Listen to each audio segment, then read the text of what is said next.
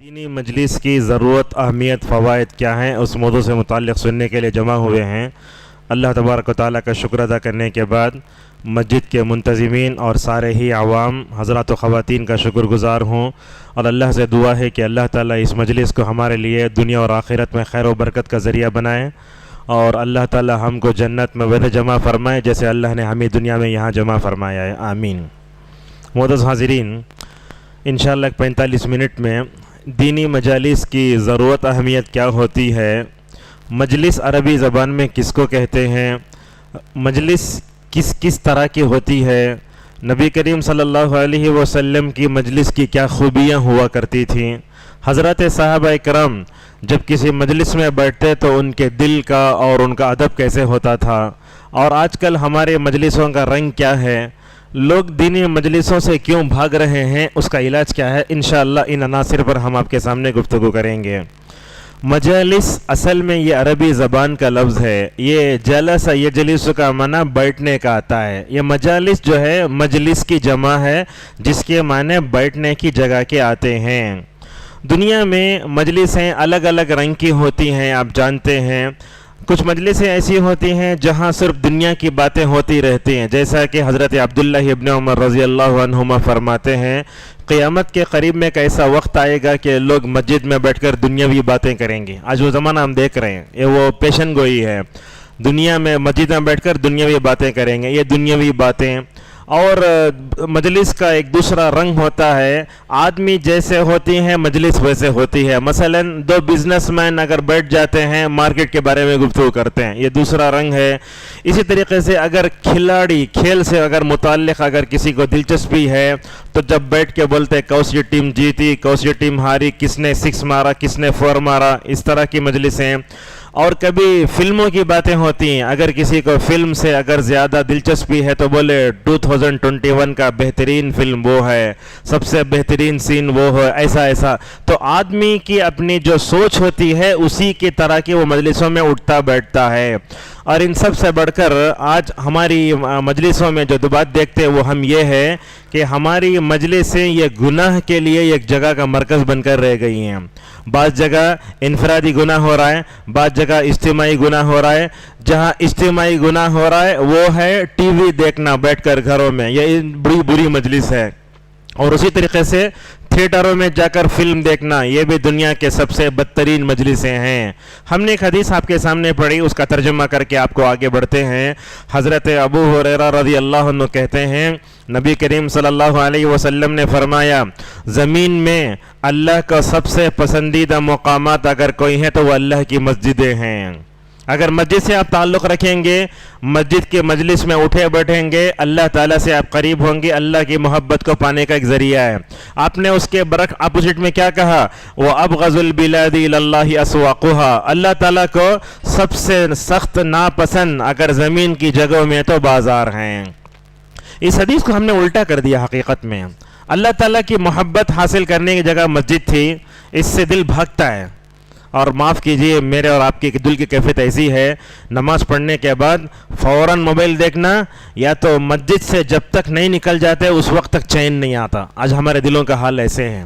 لیکن بازار میں چلے جاؤ یا کسی ہوٹل میں چلے جاؤ، کہیں بھی کھانے چلے جاؤ، اگر تھوڑا وقت بیٹھتے ہیں تو بولتے ہیں اور تھوڑا دیر بیٹھ جائیں گے نا، ایسے مواقع بہت کم آتے ہیں، بولتے ایسا۔ تو ہم نے اس نبی صلی اللہ علیہ وسلم کے ضابطے کو الٹ دیا ہے، لہٰذا ہمیں اپنے ذہن کو بدلنے کی ضرورت ہے۔ مسجد سے زیادہ محبت ہونا، کیسے ہونا، ایک مرتبہ مسجد میں آ گئے، یہاں دینی مجلسیں جو ہوتی ہیں ان مجلسوں سے ایسی محبت ہونا، ایک نماز کے بعد مومن دوسری نماز کا انتظار کرے، ایسے ہونا چاہیے۔ تو بازار سے ہمیں اتنا ہی رشتہ رکھنا چاہیے جتنا ہمیں رکھنا چاہیے، اور بازار میں جیسے ضرورت پوری ہو وہاں سے مکمل طور پر ہٹ جانا چاہیے۔ اور یہ بات بھی نوٹ کرنے کی ہے، اللہ کی نبی صلی اللہ علیہ وسلم سے پہلے جتنے نبی آئے، ہر نبی کی قوم کا ایک گناہ تھا۔ وہ گناہ کیا تھا؟ حضرت لوط علیہ السلام کی قوم کو دیکھو آپ، ان کے اندر کیا تھا، مرد سے ضرورتیں پوری کرتے تھے۔ اللہ اکبر۔ علامہ ابن القیم رحمہ اللہ ایک نقطہ بتاتے ہیں، انہوں نے اپنی فطرت الٹی تو اللہ نے ان کو الٹ دیا۔ فطرت کیا ہوئی؟ مرد کی شادی عورت سے نہ ہوتی ہے. جب انہوں نے مرد کی ضرورت مرد سے پوری کرنے لگے، اللہ تعالیٰ نے سورہ ہود میں کہا فَجَعَلْنَا عَالِيَهَا سَافِلَهَا. اللہ تعالیٰ نے ان کی فطرت کو دیکھا تو الٹ دیے، تو اللہ نے ان کو لے جا کے اوپر سے الٹ کر تباہ و برباد کر دیا. اس مجلس کی کیا، اس قوم کی کیا برائی تھی؟ اللہ تعالیٰ سورہ عنکبوت میں اس کی طرف اشارہ کرتا ہے إِنَّكُمْ لَتَأْتُونَ الرِّجَالَ وَتَقْطَعُونَ السَّبِيلَ وَتَأْتُونَ فِي نَادِكُمُ الْمُنْكَرَ. کہا اے قوم لوط، تمہارے اندر تین برائیاں ہیں. ایک تو یہ ہے کہ تمہارے مرد سے ضرورتیں پوری کرتے ہیں، ایک دوسرا یہ ہے کہ تم جو ہے کیا کرتے ہو؟ چوری کرتے ہو. جو لوگ آ کے بیٹھتے ہیں پک پاکٹ بولتے ہیں نا ہمارے معاشرے میں، بیٹھا اس کے پرس مان لیا. دو برائی. تیسری برائی، اور تمہارے جو ہے مجلسوں میں برائیاں ہوتی ہیں، ان برائیوں دیکھ کر تم خاموش ہو جاتے ہو. ایک تو سورہ عنکبوت میں آیا. سورہ آپ دیکھیں گے اعراف میں، وہاں تو یہ معلوم ہوتا ہے حضرت شعیب علیہ السلام کی قوم کے اندر بھی یہی بیماری تھی، راستوں پہ بیٹھ کے مجلس جمع کر کے لوگوں کو پریشان کرنا. اللہ نے کہا وَلَا تَقْعُدُوا بِكُلِّ صَلَاةٍ توعدون وتصدون عن سبیل اللہ من آمن الى آخری. اس سے کیا معلوم ہوتا ہے؟ قوم لوط غلط مجلسوں میں بیٹھ کر تباہی کا شکار ہوئی. حضرت شعیب علیہ السلام کی قوم کیوں تباہ و برباد کا شکار ہوئی؟ ان کے اندر تو ناپ تول میں کمی کرنے کا، ڈنڈی مارنے کا رواج تو تھا، لیکن ساتھ میں بری مجلسوں میں بیٹھ کر نعوذ باللہ تباہ و برباد ہوئے. اگر میرے سے آپ پوچھے آج امت مسلمہ کے زوال کے اسباب کیا ہیں، ہر عالم اپنے اپنے علم کی روشنی میں ایک چیز بتائے گا، لیکن میں سمجھتا ہوں امت مسلمہ آج زوال کا شکار دو سبب سے. ایک تو یہ ہے وقت کی ناقدری، امت مسلمہ کا سب سے بڑا المیہ. دوسرا، امت کے پاس بری مجلسوں میں بیٹھنا، یہ امت مسلمہ کی زوال کا ایک بہت بڑا سبب ہے. آپ دیکھیں گے آج ہمارے نوجوان لڑکے اسے کیا کرتے ہیں؟ پارکوں میں ادھر ادھر بیٹھ کے وقت گزارتے ہیں. غیر مسلموں کو دیکھیں گے آپ تعلیم میں میدان میں آگے بڑھ رہے ہیں، وہ کورس کر رہا ہے، وہ کر رہا ہے، ویسا کر رہا ہے. دیکھیے تو یہ گناہوں کے پیچھے جانا، مجلسوں میں بیٹھ کر جو ہے ٹھٹا مذاق کرنا، گپ شپ کرنا اور لائف انجوائے، یہ جو لفظ آیا ہے ان تمام سے امت مسلمہ تباہ و برباد ہو رہی ہے. معزز حاضرین، پرانے زمانے میں کیا ہوتا تھا؟ ہر گھر کے باہر ایک چبوترا بناتے تھے. آج بھی ہے وہ چبوترا کیوں بنایا جاتا ہے؟ چبوترا بنانے کا مقصد گھر میں تھوڑی دیر بیزار ہوا تو باہر آ کر بیٹھ کر ذرا ٹھنڈی سانس لیں گے، بلکہ سوچے تھے. آج ویسا نہیں ہوا. وہ چبوتروں پر کبھی بکرے، وہ چبوتروں پر کبھی نوجوان لڑکے، وہاں سے لڑکی گزرتی ہے، سیٹی مارنا، بات کرنا، اس طرح کے شارٹس ہم دیکھیے مجلسوں میں مکمل طور پر نظر آتے ہیں. بری یہ چبوتروں پر بیٹھ کر نوجوان اپنا وقت جو پاس کر رہا ہے، اور اسی طریقے سے جو بری مجلسیں جمتی ہیں وہاں کیا ہوتا ہے؟ بیڑی، سگریٹ، گٹکا، پان، کیا کیا بولوں، ہر چیزیں تمام منکرات ہیں. تو مجلسوں میں بیٹھ کر کیا کرتے تھے؟ پرانے اقوام بھی کبھی نبی کا مذاق اڑاتے تھے. دیکھیے حضرت نوح علیہ السلام کشتی بنا رہے ہیں، قوم ماں کے پوچھتی ہے یہ کشتی کہاں چلتی ہے؟ اس طریقے سے مذاق. اور اسی طریقے سے کبھی توحید کا مذاق اڑاتے تھے، کبھی جو ہے نبیوں پر نازل ہونے والی کتابوں کا مذاق بھی اڑایا کرتے تھے. رسول اللہ صلی اللہ علیہ وسلم کعبۃ اللہ کے پاس کھڑے ہو کر قرآن پڑھتے. آج بھی دیکھیے نوجوانوں کا حل کیسے ہے. اگر کسی نوجوان کے سامنے قرآن آن کرے تو بولتا پہلے بن کر اسے قرآن سننے نہیں ہو رہا. کیوں قرآن سننے نہیں ہو رہا؟ اس لیے کہ اس کے دل میں میوزک کی محبت ہے. اللہ اکبر. اللہ ابن القیم رحمہ اللہ بولتے یا تو میوزک کی محبت ہونا یا تو قرآن کی محبت ہونا. اگر قرآن کی محبت آ گئی تو میوزک کی محبت کو بھگا دیتا قرآن. اگر اس کے دل میں میوزک کی محبت آ گئی تو قرآن کی پاکیزہ محبت اس کے دل میں جمع نہیں ہو سکتی. آج قرآن ہمارے کانوں پر بڑا بھاری ہو رہا ہے. کیوں ہو رہا ہے؟ اس لیے کہ ہمارے دلوں میں گانے کی میوزک کی محبت جمع ہو گئی ہے. لہذا جب تک یہ گانے میوزک کی محبت نہیں نکلتی اس وقت تک جو ہے ہم اپنے مجالس کو پاک نہیں کر سکتے. اللہ کے نبی صلی اللہ علیہ وسلم قرآن پڑھتے رہتے. کفار مکہ کیا کرتے؟ دیکھو بولتے لا تسمعوا لهذا القرآن، قرآن کو مت سنو، والغوا فیہ، زور زور سے لغو باتیں کرو. اب جیسے ہوتا ہے ایک آدمی بیٹھ کر قرآن کریم پڑھ رہا ہے، سب سے اچھی مجلس سے اللہ کی نبی نے فرمایا تم میں سب سے بہتر انسان وہ ہے جو قرآن پڑھے اور پڑھائے. مسجد کے ایک طرف یہ، مسجد کے اس کونے میں لوگ بیٹھ کر گیم کھیل رہے ہیں. کون سی مجلس اچھی؟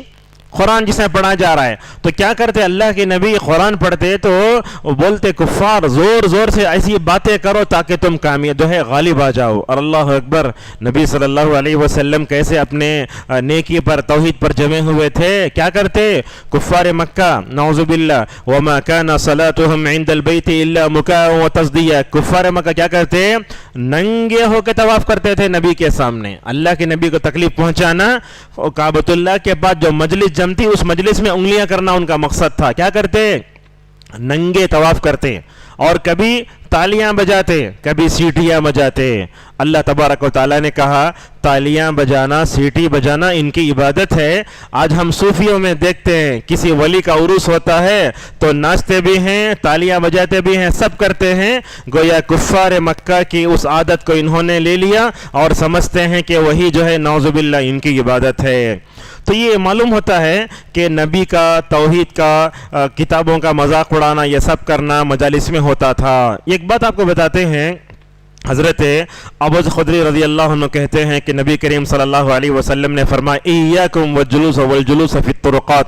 آپ نے کہا لوگو راستوں میں نہ بیٹھو, راستوں میں نہیں بیٹھنا چاہیے.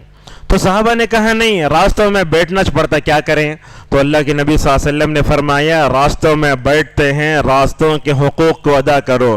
آپ صلی اللہ علیہ وسلم نے سب سے پہلا جملہ کہا اگر راستوں میں بیٹھتے ہیں آنے جانے والا سلام کرے تو جواب دینا, پہلا حق.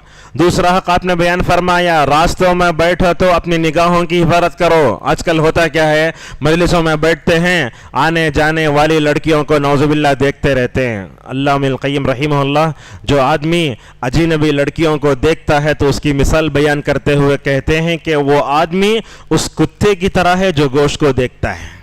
مثال دیکھیے کیسے آج یہ ساری چیزیں.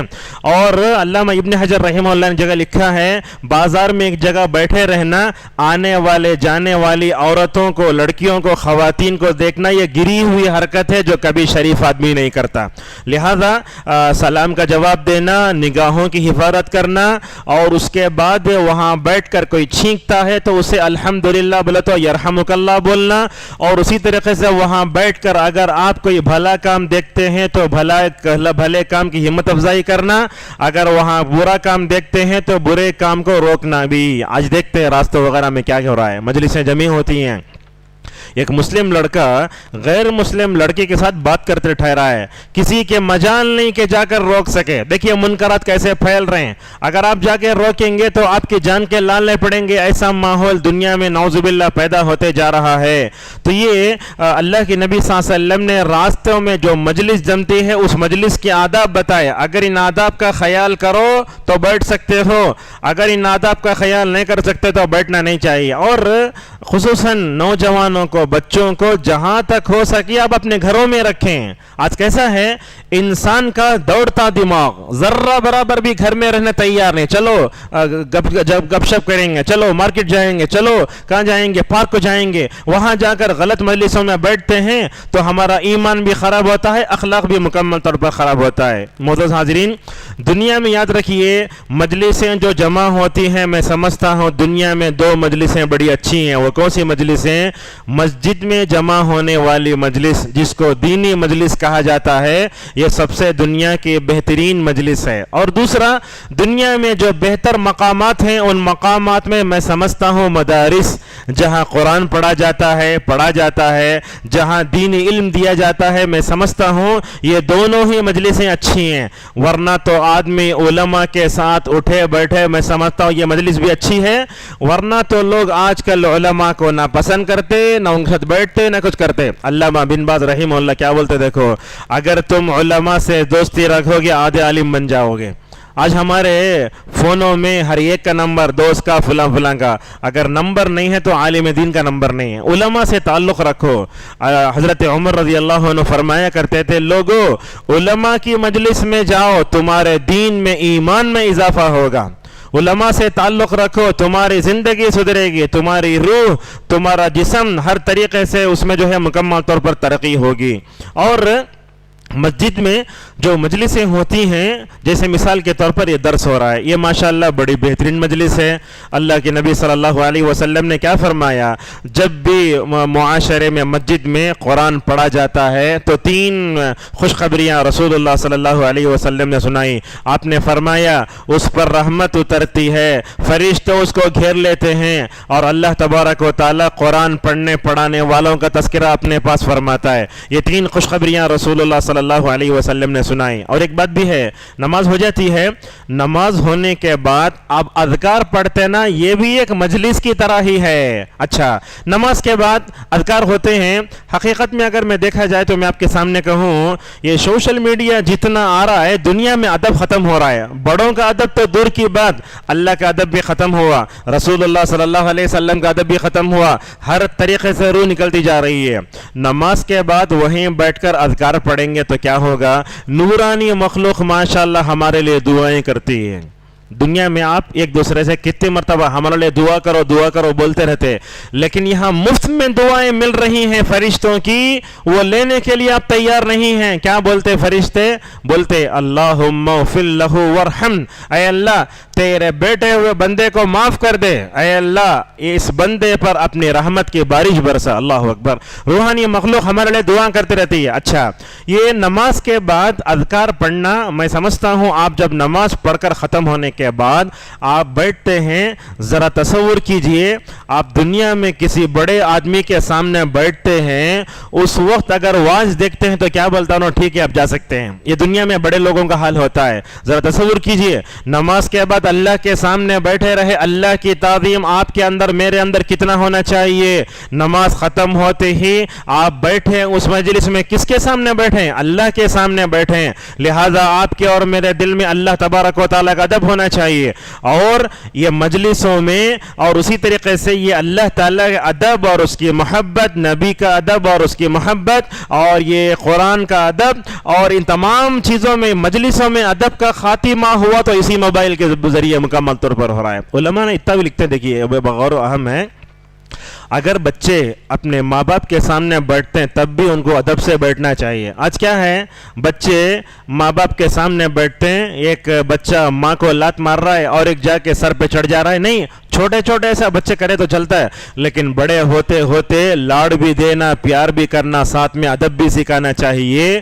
لہٰذا یہ ماں باپ کے سامنے اگر بیٹھتے ہیں تو علماء نے اس وقت میں یہ بھی لکھا ہے، ماں باپ کے سامنے بیٹھ کر اپنے موبائل، اپنے جیب سے موبائل بھی نہیں نکالنا۔ ایسا کرنے سے کیا ہوتا ہے؟ ماں باپ کی توہین ہوتی ہے۔ یہ ابن سیرین رحمہ اللہ اپنے ماں کے سامنے چلے گئے تو نظر سے نظر ملا کے باتش نہیں کرتے۔ آج کل تو بے ادبی کا حال تو یہ ہے، کبھی سالن خراب ہو گیا، کچھ بھی خراب ہو گیا تو ماں کو ایسا گھرتے، ماں کے نظروں سے نظریں ملا کر بات کرنے میں آج کی نوجوان نسل جو ہے فخر محسوس کر رہی ہے۔ ایک وقت تھا اپنے ماں باپ کی آنکھوں سے آنکھیں ملا کر بات کرنے کی ہمت نہیں ہوتی تھی۔ یہ سب مجلسوں میں ادب نہ ہونے کی وجہ سے ساری چیزیں ہو رہی ہیں۔ تو آپ نماز کے بعد اللہ کے سامنے بیٹھیں، ادب سے بیٹھیے، آپ نہ دائیں دیکھو نہ بائیں دیکھو۔ آدمی کبھی اگر پریشانی ہے، جلدی جانا تو اٹھ کے جا سکتا ہے، ورنہ آپ کے پاس وقت ہے، اپنے موبائل سے اپنے جیب سے فوراً موبائل مت نکالو۔ میں تو سمجھتا ہوں یہ مجلسوں کے ادب میں نماز کو آتے وقت موبائل لانا ہی نہیں چاہیے، بلکہ دبئی وغیرہ میں ہم نے سنا کہ مسجد میں گئے تو نیٹ ورک غائب ہوا تھا، آپ لائے تو نیٹ ورک لگتا نہیں۔ اب اس طرح کے آپ مسجد کو آتے ہیں اللہ سے قریب ہونے کے لیے، لیکن وہ موبائل لا کے یہ مجالس کا جو ادب ہے وہ مکمل طور پر ختم ہو رہا ہے۔ نماز ہو رہی ہے، گانے کی میوزک آ رہی ہے، نماز ہو رہی ہے، فون آ رہا ہے۔ اس سے کیا ہوتا ہے، یہ اللہ تعالیٰ کے سامنے بیٹھ کر عبادت کرتے نا، وہ جو ادب ہونا چاہیے وہ محبت ختم ہو گئی ہے، اور وہ ادب مکمل طور متاثر ہو رہا ہے۔ لہذا نماز کے بعد آدمی وہیں بیٹھے اذکار پڑھے، لیکن علماء اتنا اجازت دیتے ہیں ذرا پریشانی ہو رہی ہے مسجد کے آخری حصے تک جا کر بیٹھ سکتے آپ، لیکن یاد رکھیے جب تک آپ کا وضو باقی رہتا ہے اللہ تعالیٰ کے فرشتے آپ کے لیے رحمت کی، مغفرت کی دعائیں کرتے رہتے ہیں۔ جیسے ہی آپ کا وضو ٹوٹتا ہے وہ دعائیں ختم ہو جاتی ہیں۔ لہذا نماز کے بعد کے اذکار کی مکمل طور پر پابندی کرنا چاہیے۔ اور آپ جب دیتے ہیں، آپ بازار میں جائیے، دل پر ایک عجیب طرح کی پریشانی آتی ہے، لیکن مسجد میں جیسے آتے ہیں ماشاءاللہ دل پر جو ہے بڑا اچھا اثر ہوتا ہے۔ دیکھیے حضرت مریم علیہ السلام بیت المقدس کے محراب میں بیٹھ کر عبادت کرتی تھی نا، عبادت کرتی تھیں حالت حمل میں تھیں. دیکھیے حالت حمل میں تھیں مریم علیہ السلام. تو حالت حمل میں عورت جتنی نیک وہ بچے پر ویسے ہی اتنے اچھے اثرات ہوتے ہیں. حضرت مریم علیہ السلام عبادت کرتی ہیں. اللہ نے کہا یا مریم اقنتی لربک واسجدی وارکعی مع الراکعین. اے مریم اپنے رب کی اطاعت کرو, نماز پڑھو, رکوع کرنے والوں کے ساتھ رکوع کرو. ماشاءاللہ یہ مریم کے پیٹ میں جو عیسیٰ تھے نا, عیسیٰ علیہ السلام پر اس کا اچھا اثر کیسے ہوا دیکھو. حضرت عیسیٰ علیہ السلام بچپن میں کہنے لگے میں اللہ کا بندہ ہوں, اللہ نے مجھے نماز زکوٰۃ کا حکم دیا ہے اور مجھے حکم دیا ہے کہ میں اپنے والدہ کے ساتھ حسن سلوک کروں. بتانا یہ چاہتا ہوں دینی مجلس ہوتی ہے تو اس کا اثر آپ کے جسم پر نہیں آپ کے روح پر ہوتا ہے, آپ کے دل پر مکمل طور پر ہوتا ہے.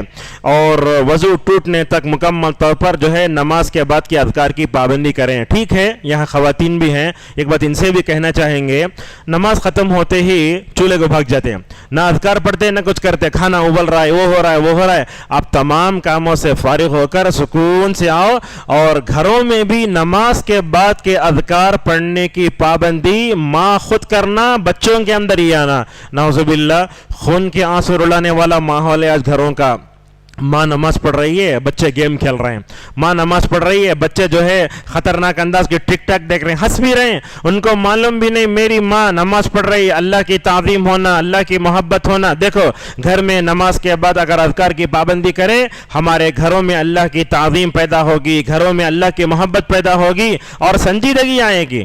معزز حاضرین, اسی طریقے سے یہ مساجد میں جو مجلسیں ہوتی ہیں, یہ ایک تو ہوتی ہے درس قرآن کی مجلس. صبح میں درس قرآن جو ہوتا ہے وہ آپ اس میں بیٹھیں, غور سے سنیں, اور ایسے ہو سکتا ہے کہ درس دینے والے کی ایک بات آپ کی زندگی بدل دے. اسلاف میں سے کتنے موقع پر یہ بات سننے میں آتی ہے. اسلاف میں سے کئی اسلاف نے کہا میں نے ایک بات سنی, اس بات کی وجہ سے ماشاءاللہ فائدہ مجھے 30 سال تک ہوتا رہا. اللہ اکبر, 30 سال تک اس سنی ہوئی بات سے میں فائدہ مکمل طور پر اٹھاتا رہا. اور ایک بات بھی ہے آپ کو بتاتے ہیں, یہ مسجد میں ماشاءاللہ وہ ماحول نہیں ہے. لوگ زیادہ چیخنے والے, زیادہ چلانے والے اور ہنسانے والے لوگوں کو پسند کرتے ہیں. یاد رکھیے کسی بھی مقرر کی بات کیا کرنا, عمل کی نیت سے سننا چاہیے, مزے لینے کی وجہ سے نہیں سننا چاہیے. آدمی جب مزے کے لیے سنتا ہے تو بس مسجد ہی میں اس کو جھٹک کے نعوذ باللہ ایسے ہی باہر چلا جاتا ہے. اور شام میں درس حدیث ہوتا ہے, اس میں بیٹھنا چاہیے. اور اسی طریقے سے ہفتہ واری اجتماع, ماہانہ اجتماع, اور ان سب سے بڑھ کر جمعہ کے وقت جو مجلس جمتی ہے, اس مجلس میں آپ دیکھیں گے ماشاءاللہ ہفتے بھر کا جو ٹینشن ہے جمعہ کی وجہ سے ماشاءاللہ ختم ہو جاتا ہے. جمعہ کے وقت ذرا تصور, اسی ممبر سے ہم نے آپ کے سامنے بتایا تھا, جمعہ کے وقت پہلے وقت میں آئیے, خوشبو کا استعمال کیجئے, مرد اچھے کپڑے پہن کے آئیے. تو اذان ہوتی ہے, خطبہ ہو رہا ہے, اگر آپ کے اندر ایمان ہے تو آپ ایک عجیب طرح کا سکون محسوس کریں گے. اس وقت جو بھی سنتے ہیں عمل کرنے کا جذبہ پیدا ہوتا, وہ ایمانی کیفیت جو آپ کے اندر آتی نا, اس ایمانی کیفیت کو زیادہ دیر تک اپنے اندر باقی رکھنے کی کوشش کیجئے. اور جمعہ کی نماز کے بعد گناہوں سے توبہ کرنے کا جو جذبہ پیدا ہوتا ہے وہ دوسرے وقت میں نہیں ہوتا. یہ سب دیکھیے مجلسوں کا اثر انسان کے جسم پر نہیں, اس کے ذہن پر ہوتا ہے, اس کی روح پر ہوتا ہے, اس کی عقل پر مکمل طور پر ہوتا ہے. اور اسی طریقے سے مجلسیں جمتی تھی نبی صلی اللہ علیہ وسلم کے زمانے میں, جمعہ میں بھی, عید میں بھی. عید کے موقع پر بھی نبی کریم صلی اللہ علیہ وسلم مردوں کے مجلس میں تقریر فرماتے اور عورتوں سے الگ جا کے تقریر فرماتے. اس وقت مائک کا سسٹم نہیں تھا, اسی لیے اللہ کے نبی صلی اللہ علیہ وسلم الگ جا کرتے تھے. جمعہ کی جو مجلس جمتی ہے اس میں جہاں تک ہو سکے پہلے آنے کی کوشش کرنا چاہیے. ہمارے نوجوان ایسی کمپنیوں میں کام کرتے ہیں جہاں جمعہ کا پرمیشن نہیں ہے, لیکن افسوس کی بات ہے ان کمپنیوں میں کام کرنے والا سکھ بالکل قانونی لڑائی ہوئے جا کر جو ہے بالکل جو ہے وہ گردوارے کو جاتا ہے, عیسائی ہو تو چرچ کو جاتا ہے. ہم لوگ پیسے کے خاطر جمعہ کو قربان کر رہے ہیں. جمعہ کی کوئی فضیلت نہیں, بس آدھے گھنٹے کا موقع ملا, خطبہ ختم ہونے کے قریب آئے, 2 رکعت نماز پڑھے, بھاگے, بریانی کھا کے چلے گئے. یہ جمعہ کا تو یہ جمعہ کے دن جو مجلس جمتی ہے بڑی بہترین ہوتی ہے. پہلے آنے کی کوشش کریں. اس حدیث کو بیان کر کے اپنی بات کو آگے بڑھاتے ہیں. رسول اکرم صلی اللہ علیہ وسلم نے فرمایا جو آدمی اپنے گھر میں وضو کرتا ہے, وضو کرنے کے بعد وہ آتا ہے مسجد کو, امام کے قریب ہوتا ہے, سنتا ہے, کسی کو تکلیف نہیں دیتا, سنتا ہے.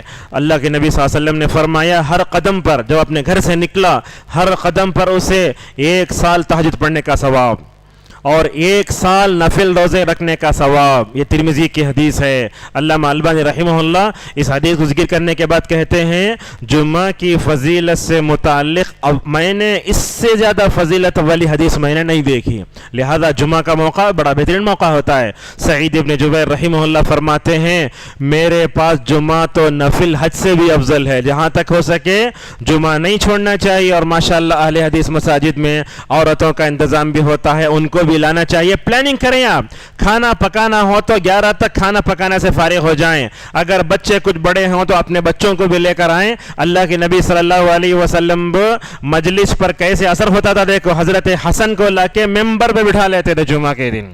آج بچے ذرا غور و شل کریں, مؤذن لگڑے لے کے مارتا ہے, باہر بھگاتا ہے, نہیں آ کے بٹھا لیتے اور اس کے بعد ایک طرف حسن کو دیکھتے, دوسری طرف سامعین کو دیکھا کرتے تھے. اب لوگوں سے کہا گیا تو لوگ کیا بولتے, نبی صلی اللہ علیہ وسلم کے زمانے میں بچے الگ تھے, آج کے بچے الگ ہیں. بچوں کو نہیں لانا تو وہ جواب دیتے نہیں, آپ دینی مجلسوں میں ان کو لے جاؤ. دیکھو حضرت ام سلیم رضی اللہ عنہ کو ماشاءاللہ نبی صلی اللہ علیہ وسلم کے گھر سے بہتر دنیا کا کس کا گھر ہو سکتا ہے. ام سلیم نے اپنے بیٹے انس کی تربیت کے لیے رسول اللہ صلی اللہ علیہ وسلم کے گھر کا انتخاب فرمایا. لے کر آ گئی, کہنے لگے یا رسول اللہ یہ آپ کا چھوٹا سا خادم انس ہے, اس کے حق میں دعا کر دیجئے. اللہ کے نبی نے کیا دعا فرمائی, کہا اللہم اکثر مالہ و ولدہ, کہا اے اللہ حضرت انس کو مال بھی دے اولاد بھی دے. ماشاءاللہ کتنے بیٹیاں کتنے بیٹے, 120 سال جی حضرت انس رضی اللہ عنہ. اللہ اکبر. بصرے میں آخری میں ان کا انتقال ہوتا ہے. تو جمعہ کے موقع پر, عید کے موقع پر, دیکھیے عید کے موقع پر خوشی کی مجلس جمتی ہے, اس میں انسان جو سنتا ہے یاد رہ جاتا ہے. اور ماشاءاللہ یہ مجلسوں میں جو خیر اور جو دعا ہوتی ہے, اللہ کے نبی صلی اللہ علیہ وسلم نے عورتوں کو بھی اس سے محروم نہیں رکھا. آپ نے کیا فرمایا, جمعہ کے دن آئی تو آئی, نہیں تو نہیں, لیکن آپ نے کیا کہا, عید کے دن عورت اگر حیض ہے تب بھی آنا, اگر اس کے پاس اوڑھنی نہیں تب بھی اپنے بہن کی اوڑھنی میں آنا. کیوں, کہا وَلْيَشْهَدْنَ دَعْوَةَ الْمُسْلِمِينَ, وہاں عیدگاہ میں نماز عید کے بعد جو دعائیں ہوتی ہیں ان دعاؤں میں شریک ہو جائیں. اللہ کے نبی صلی اللہ علیہ وسلم اجر مجلسوں میں انصاف کرتے تھے. معزز حاضرین, دینی مجلسوں کے بڑے فائدے, سب سے پہلا فائدہ یہ ہوتا ہے دینی مجلسوں میں بیٹھنے کی وجہ سے بندے کی روحانی تربیت ہوتی ہے. ہمارے گھروں میں دسترخوان بچھتا ہے, شوہر بیوی بچے دادا نانا سب مل کے کھانا کھاتے ہیں, تو دسترخوان پر بیٹھ کر ہمارے کون سی تربیت ہو رہی ہے, جسمانی تربیت ہو رہی ہے. لیکن اگر آپ دینی مجلسوں میں بیٹھیں گے آپ کی روحانی تربیت ہوگی. جب روحانی تربیت کی بات آتی ہے, ایک بات آپ کو بتاتے ہیں, یہ صوفیہ وغیرہ پیر مریدی کا سلسلہ دیکھتے ہیں آپ لوگ, بیعت وغیرہ کرنے کے بارے میں دیکھتے ہیں. ایک آدمی اپنے آپ کو پیر بولتا ہے, سال بھر نہیں نہاتا بلکہ ہر ہاتھ میں 2 انگوٹھیاں, اور عطر پیتا ہے اور شراب پیتا ہے, گانجا مارتا ہے, اور جتنا نہیں نہاتا اتنا وہ اچھا پیر, جنگلی پیر, پتہ نہیں کیا کیا. ایسے لوگ کیا کرتے ہیں, مجلسیں جماتے ہیں, مجلسیں جمع کر کے اپنی مرشدوں کو بلاتے ہیں اور ان کو بولتے اللہ کا ذکر کرو, ہو ہے نا 1000 مرتبہ بولنا. یہ کیا, روحانی تربیت کے نام پر امت کے لوگوں کو بے وقوف بنایا جا رہا ہے. کہا جا رہا ہے لا الہ الا انت سبحانک 313 مرتبہ پڑھا تو کرونا وائرس نہیں آتا. میں آپ کو بتانا کیا چاہتا ہوں, روحانی تربیت اللہ اور اس کے رسول صلی اللہ علیہ وسلم نے کی, جیسے ویسے کرنا چاہیے. اگر آپ یہ عاملوں کاملوں کے چکر میں یا پیر مریدی کے جھانسے میں پڑیں گے, اللہ سے قریب ہونے کے بجائے نعوذ باللہ دور ہو جائیں گے. آج کتنے لوگ ہیں اللہ کے نبی کی حدیث نہیں پڑھتے, صحابہ کے اقوال نہیں پڑھتے, اپنے پیر کے الفاظ آ گئے تو اسے بولتے گولڈن الفاظ. اس کو اچھی طریقے سے یہ دے کر جب گروپ میں شیئر کیا جاتا ہے, دیکھنے والے لاکھوں میں. یہ دیکھیے روحانی تربیت کے نام پر نعوذ باللہ ہر ایک کو کیا بنایا جا رہا ہے, غلط بتایا جا رہا ہے. اور یہ بات یاد رکھیں آپ, صالح عثیمین حفظہ اللہ ایک درس میں کہتے ہیں اگر روحانی تربیت تزکیہ نفس کا سلفی طریقہ اگر معلوم کرنا چاہتے ہیں تو 3 علماء کی کتابوں کو پڑھو، بڑا اہم ہے. ایک کو ابن تیمیہ، دوسرا ہے ابن القیم، تیسرا ہے ابن رجب. یہ 3 علماء ایسے ہیں جو آپ کو بتائیں گے نفس کی تربیت کا طریقہ کیا ہے، تزکیہ کیسے ہوتا ہے. جب تزکیہ کی بات آتی ہے تو آپ کے سامنے بتاتے ہوئے مجھے ذرہ برابر بھی شرم محسوس نہیں ہونا چاہیے. آج ہم دیکھتے ہیں جماعتوں میں تزکیہ نفس کا پروگرام بنایا جاتا ہے، روحانی تربیت کرتے ہیں. لوگ کیا کرتے ہیں، ہر تحریک اور تنظیم اللہ کا طریقہ نہیں اپناتی، نبی کا طریقہ نہیں اپناتی. کیا کرتی ہے، ان دونوں کو چھوڑ کر، صحابہ کو چھوڑ کر، اسلاف کو چھوڑ کے، وہ جماعت کا بانی جو لکھ کے گیا وہ کتاب ان کے لیے ہدایت کا ذریعہ بن جاتی ہے. وہ اس کتاب سے آگے بڑھ کر روحانی تربیت کے دوسرے طریقوں قبول کرنے کے لیے ہرگز تیار نہیں ہوتے. ہر تحریک تنظیم آپ دیکھیں گے صوفیوں کو، بریلویوں کو، بدعتیوں کو روحانی تربیت کے نام پر غلط چیزیں مکمل طور پر ہو رہی ہیں. آپ دیکھیے روحانی تربیت کے نام پر کیا ہو رہا ہے. اللہ کے نبی صلی اللہ علیہ وسلم نے کیا اذان سے پہلے درود پڑھنے کا حکم دیا؟ کہ اللہ کے نبی صلی اللہ علیہ وسلم نے اقامت سے پہلے درود پڑھنے کا حکم دیا؟ یہ کیا، یہ پورا اتباع ہوا کا شکار ہو رہے ہیں ہم. لہذا بندے کی روحانی تربیت ہوتی ہے اللہ اور اس کے رسول نے جو بتایا اسی طریقے پر ہمیں کرنا چاہیے. پہلی بات یاد رکھیے، یہ بات بھی دینی مجلسوں میں بیٹھیں گے آپ اللہ کے قریب ہوں گے. ابھی تھوڑی دیر پہلے وہ حدیث ہمارے نظروں سے گزری ہے. اللہ کے نبی صلی اللہ علیہ وسلم نے فرمایا جو آدمی دینی مجلسوں میں پیچھے ہوتا ہے اللہ تعالیٰ جنت میں اسے پیچھے کر دے گا. اگر آپ نماز کو آ رہے ہیں، تیسری صف میں کھڑے ہو رہے ہیں، حالانکہ پہلی صف میں جگہ ہے، تو آپ یاد رکھیے نیکی کے میدان میں اللہ تبارک و تعالیٰ آپ کو پیچھے کرتے جائے گا. کل 5ویں صف میں نماز، اس کے بعد 7، اس کے بعد 10، اس کے بعد دروازے کے قریب کھڑے ہو کر آؤٹ باہر. اس طریقے سے نہیں ہونا چاہیے. ابن مسعود رضی اللہ عنہ یہ کہتے ہیں جو بندہ نماز میں جتنا آگے آتا ہے اللہ تبارک و تعالیٰ قریب ہوتا ہے. آپ دیکھتے نہیں، پرانے زمانے میں ہوتا تھا تھیٹر میں فلم دیکھنا ہو تو سامنے کی سیٹوں میں کھلاڑی وغیرہ کھیلتے ہیں تو سامنے سیٹیں جا کے دیکھتے، لیکن دینی معاملے میں پہلی صف میں آنے کی مکمل طور پر ہمارے اندر عادت ہونا چاہیے. یہ سعید ابن مسیب رحمہ اللہ اپنے بارے میں کیا بولتے ہیں، دیکھو سعید 40 سال تک ماشاءاللہ نماز فجر کی پڑھتا رہا، 40 سال تک پہلی صف میں، 40 سال تک نماز فجر کو جماعت کے ساتھ پڑھنا میں سمجھتا ہوں یہ بہت بڑا جہاد ہے یہ. اور وہ بولتے ہیں میں نے 40 سال تک امام کے علاوہ کسی اور کی پیٹھ نہیں دیکھی. کیا مطلب، کبھی دوسرے صف میں بھی نہیں آئے. تو اس طریقے سے ہمیں دینی مجلسوں میں اگر بیٹھتے ہیں روحانی تربیت ہوتی ہے، بندہ اللہ تبارک و تعالیٰ سے زیادہ قریب ہوتا ہے. اور خصوصاً رات میں آپ دیکھیں گے جب سارے لوگ سوئے ہوئے ہوتے ہیں، تہجد پڑھ کے دیکھیے ماشاءاللہ وہ مجلس کا رنگ ہی الگ ہوتا ہے. علماء تو اتنا بولتے ہیں جو بندہ ایک مرتبہ اس کا مزہ چکھ لے دوبارہ چھوڑتا نہیں. آج ہمارے پاس کھانے پینے کی پوری لذتیں، 2 لذتوں کا اب تک ہم نے مزہ چکھانا ہے، علم کی لذت اور عبادت کی لذت. یہ دونوں لذتوں میں، چاشنی میں، حلاوت میں صحابہ بہت آگے تھے. وہ کھانے پینے کی لذتوں کے پیچھے نہیں پڑتے تھے. ابن القیم رحمہ اللہ جگہ لکھتے ہیں جو آدمی کھانے پینے میں اللہ کی نعمتوں کو دیکھتا ہے، عبادتوں میں کچھ بھی نہیں دیکھتا، وہ غلط ہے، اس کی عقل ناقص ہے. لہذا اللہ تبارک و تعالیٰ نے ہمیں دین دیا، ہدایت رسول اللہ کی امت میں پیدا فرمایا. ان تمام چیزوں میں اللہ تبارک و تعالیٰ کا ہمیں احسان ماننا چاہیے. تیسری بات، دینی مجالس میں بیٹھنے سے بندوں کو سکون بھی بڑا ملتا ہے. آپ دیکھیے اس مجلس میں بیٹھے ہیں، میرے اور آپ کی دل کی کیفیت اور ہے، لیکن آپ کسی کھلاڑی یا کسی فلمی ستارے یا بازار میں اگر آپ بیٹھیں گے تو آپ کو سکون نہیں ملے گا، بلکہ دل بولے گا جلد بھاگ جاؤ. اس طریقے سے اگر سکون والی زندگی، خوشگوار زندگی چاہتے ہیں تو دین و مجلسوں سے اپنے تعلق کو جوڑ کر رکھو. اور اسی طریقے سے ایک بات یہ بھی ہے، بندہ جب دینی مجلسوں میں بیٹھتا ہے اس کے اندر نیکیوں سے محبت پیدا ہو جاتی ہے. آپ صلی اللہ علیہ وسلم نے کیا فرمایا، نماز فجر پڑھے وہیں بیٹھے رہے، وضو نہیں ٹوٹا وہیں بیٹھے، اذکار پڑھتے رہے. سورۃ طلوع ہوا، سورۃ طلوع ہونے کے بعد ایک 10-15 منٹ کے بعد چاشت کی نماز پڑھنے کے لیے کھڑے ہوئے. آپ صلی اللہ علیہ وسلم نے کیا خوشخبری دی، آپ نے فرمایا اسے مکمل کمپلیٹ حج عمرے کا ثواب ملے گا. اللہ اکبر، کتنی فضیلت کی بات.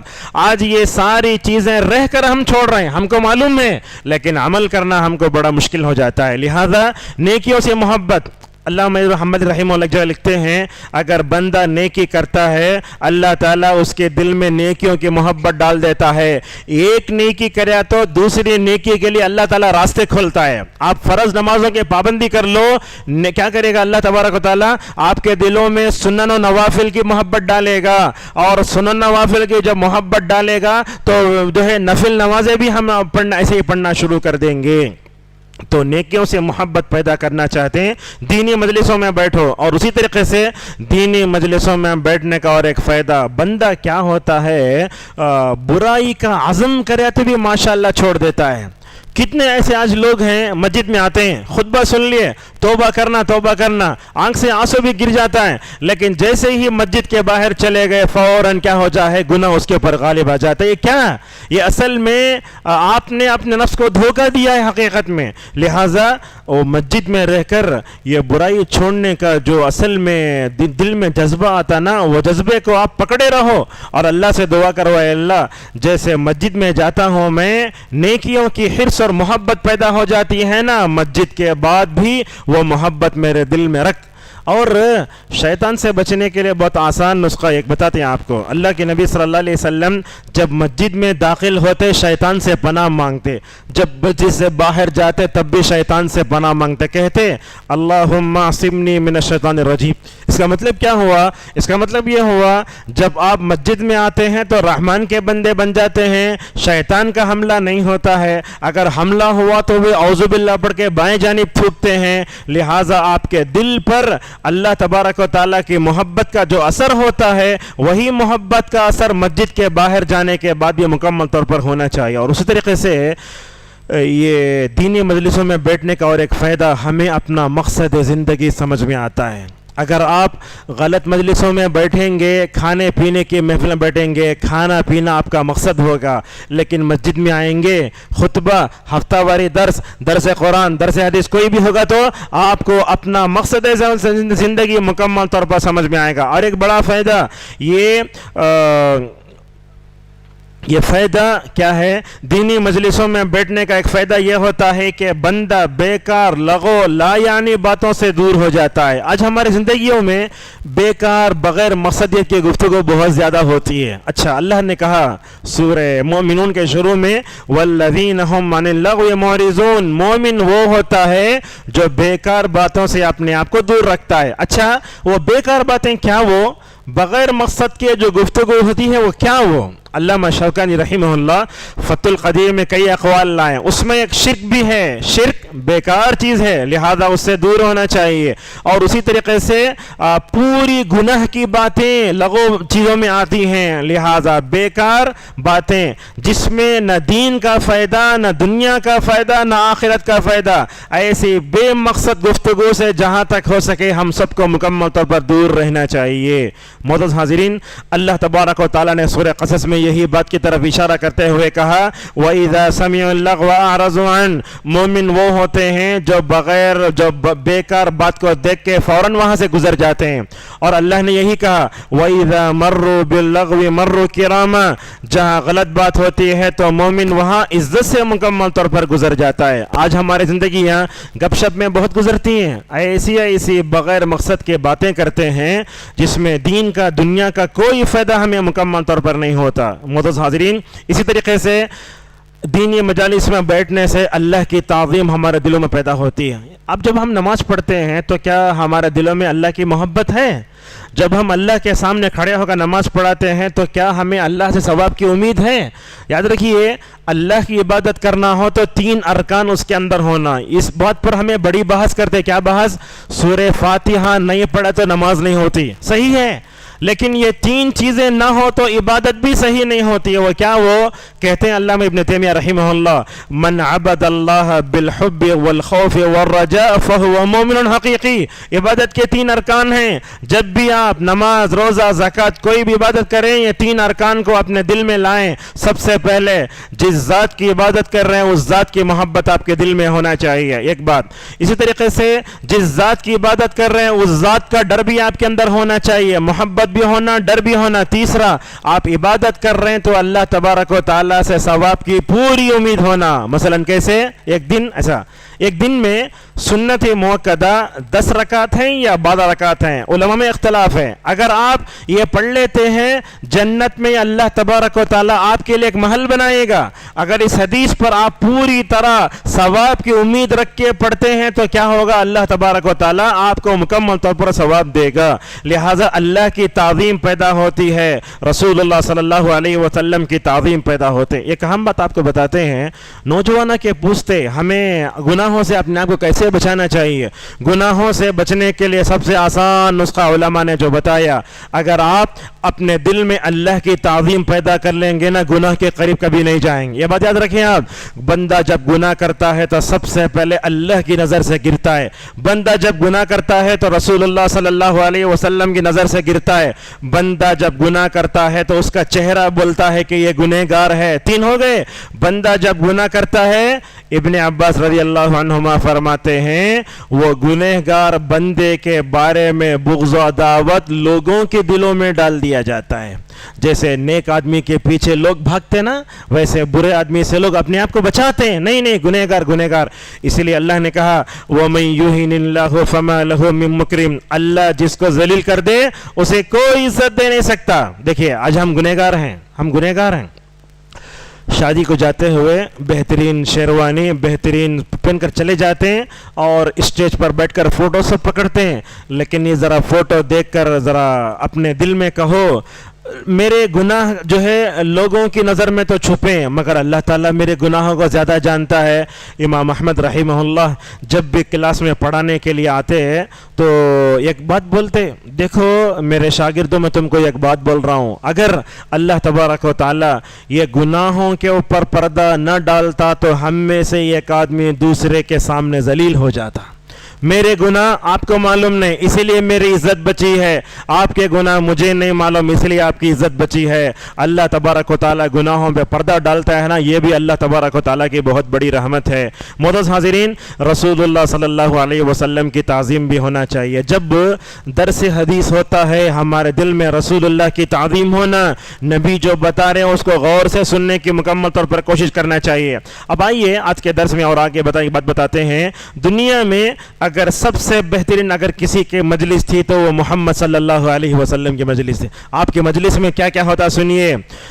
آپ کی مجلس دنیا کی سب سے اچھی مجلس، یہ یہود اور منافقین ایسے مطلب بدبخت یہ لوگ رسول اللہ کی مجلس میں جا کے خیر اور بھلائی کی باتیں سننے کے بجائے باہر کھڑے ہو کر رسول اللہ کی مجلس کا مذاق اڑاتے تھے۔ اللہ اکبر۔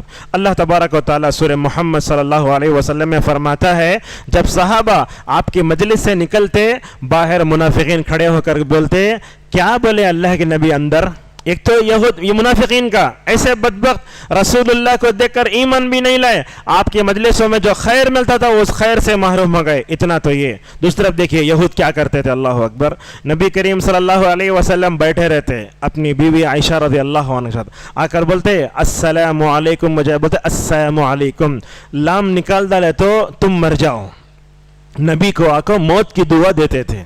حضرت عائشہ رضی اللہ عنہ کسی بیوی کے سامنے شوہر کو مر جاؤ بولا تو کیا کریں گی بیوی آج؟ وہ کیسی صبر والی تھی۔ اللہ کے نبی صلی اللہ علیہ وسلم کے سامنے عائشہ ذرا اٹھ کر جو ہے ذرا جذبات میں آ کر بولتی تم مر جاؤ، اللہ کے نبی بولتے عائشہ رکو یہاں نرمی اختیار کرو۔ اللہ کے نبی صلی اللہ علیہ وسلم خاموش ہو جاتے تو اللہ کے نبی صلی اللہ علیہ وسلم بعض موقعوں پر عائشہ رضی اللہ عنہ سے بولتے دیکھو عائشہ، نرمی سے جو کام ہوتا ہے وہ سختی سے نہیں ہوتا۔ حالانکہ پکے دشمن، کبھی آپ صلی اللہ علیہ وسلم یہ فرماتے عائشہ دیکھو انہوں نے میرے اوپر بد دعا کی ہے مگر وہ بد دعا اللہ کے پاس قبول نہیں ہوئی۔ ایسے ہی اللہ کے نبی صلی اللہ علیہ وسلم نے فرمایا تو آپ صلی اللہ علیہ وسلم کے مجلس میں کیا ہوتا تھا؟ آپ کے مجلس کی سب سے بڑی خوبی یہ ہے آپ کی مجلس میں غریب و امیر، کالا گورا سب برابر ہوا کرتے تھے۔ آج دیکھیے ہمارے ولیموں کی مجالس میں ہوتا کیا ہے، امیروں کو بلا کے سیاست دانوں کو بلا کے کھلاتے ہیں، اگر غریب آیا تو ایسا دیکھتے وہاں سے بھگ جانا انہیں۔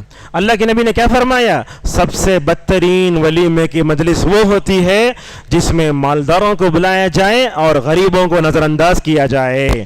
تو آپ کی مجلس میں غریب بھی آتا، امیر بھی آتا، کالا بھی آتا، گورا بھی آتا، آپ بڑے انصاف سے بٹھاتے تھے۔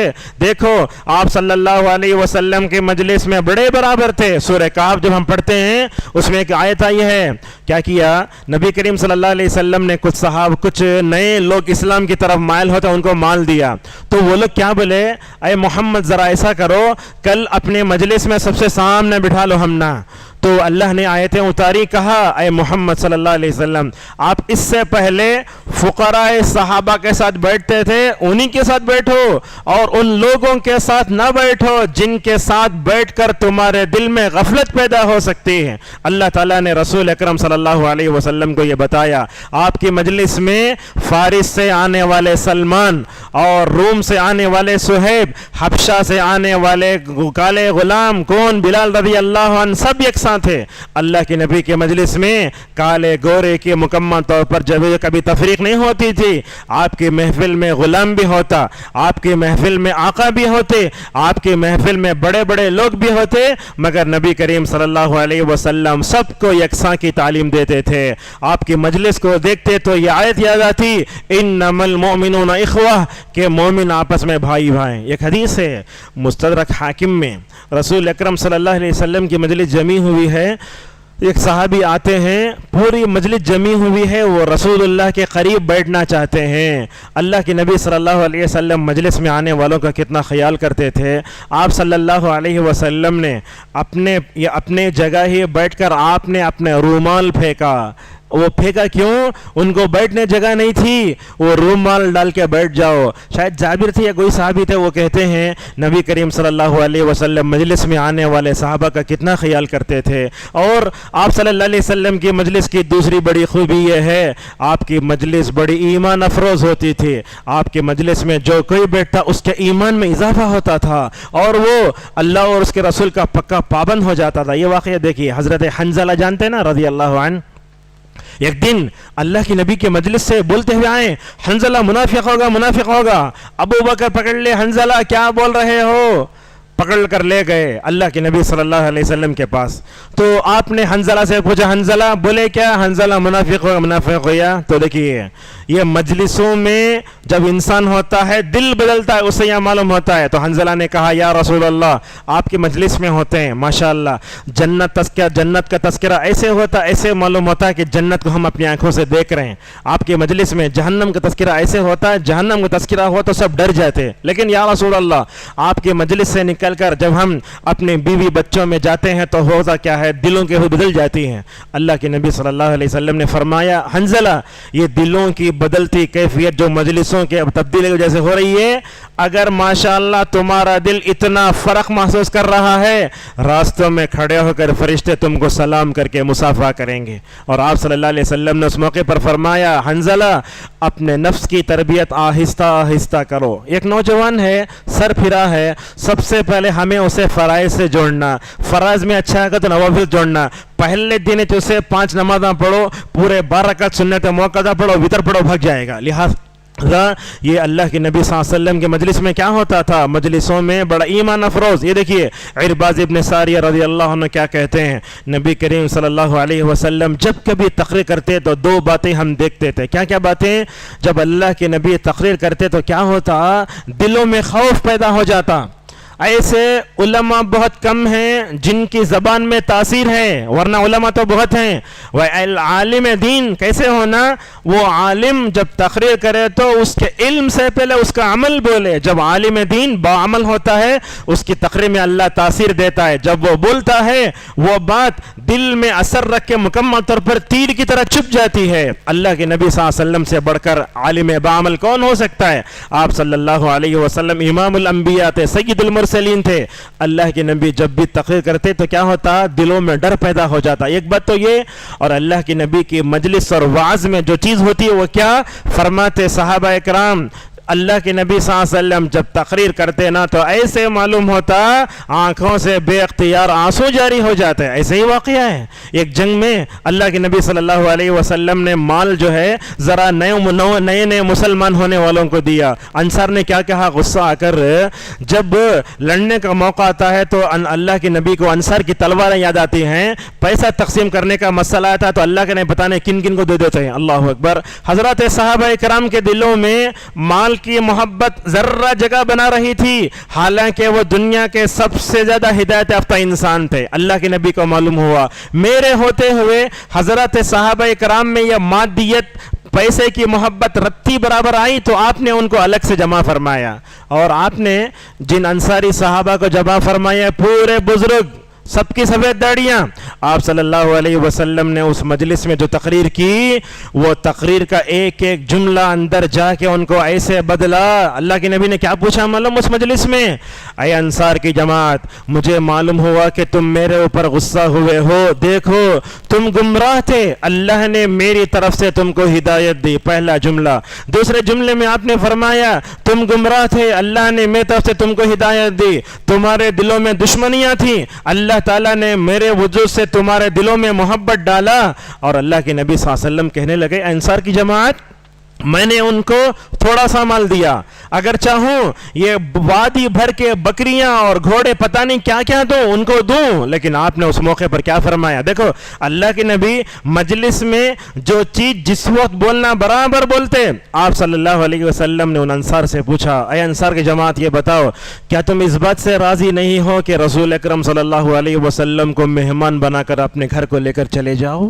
یہ جملہ یعنی وادی بھر کے بکریاں ایک طرف, وادی بھر کے جانور پیسہ سب ایک طرف, اگر نبی تمہارے گھر میں مہمان بن کر آ جائے اس سے بڑی کوئی خوش نصیبی ہو سکتی ہے. یہ جملہ سننا تھا.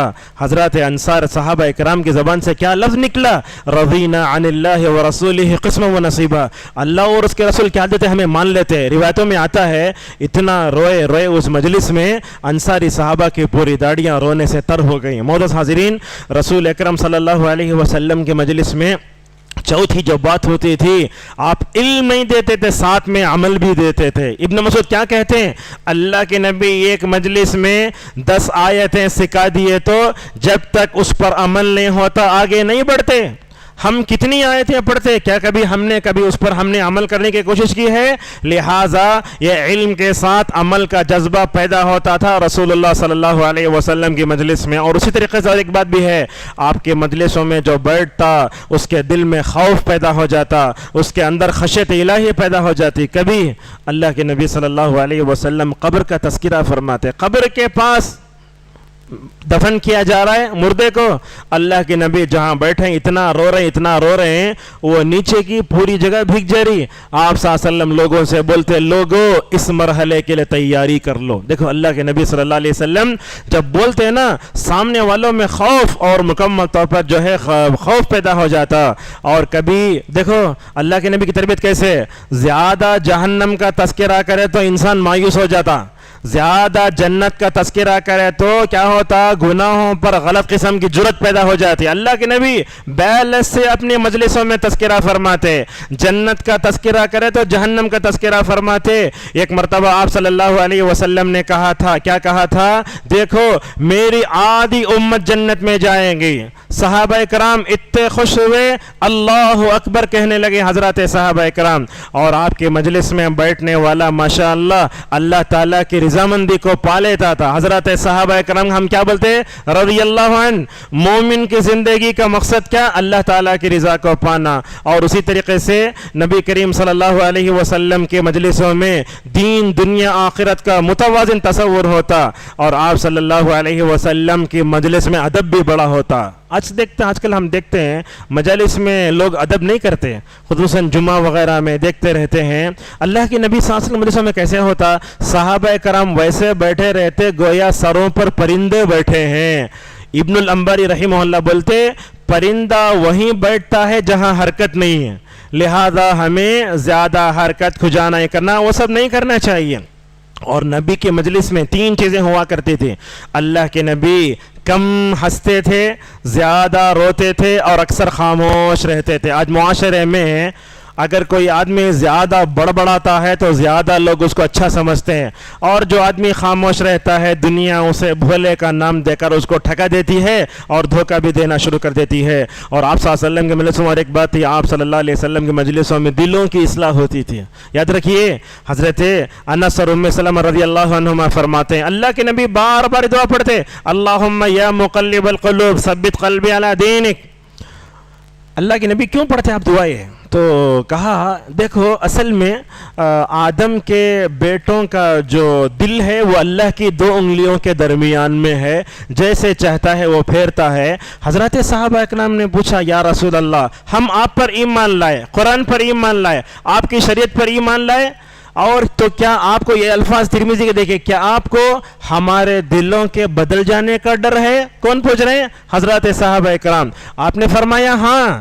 اس حدیث تشریح میں علماء بولتے جب صحابہ کے دل بدل سکتے، 1400 سال کا عرصہ ہو گیا نبی کے زمانے سے اتنا دور ہوئے، کیا ہمارے دل بدل نہیں سکتے؟ جب اللہ کے نبی کو حضرت صحابہ کرام کو دعا کی اتنی زیادہ اہمیت ہے، ہمیں یہ دعا بار بار پڑھنا ہے، یا مقلب القلوب ثبت قلبی علی دینک، یا مصرف القلوب صرف قلبی علی طاعتک۔ اور دل کیسا بدلتا، اللہ کے نبی نے خود اس کی مثال دی، کیا فرمایا؟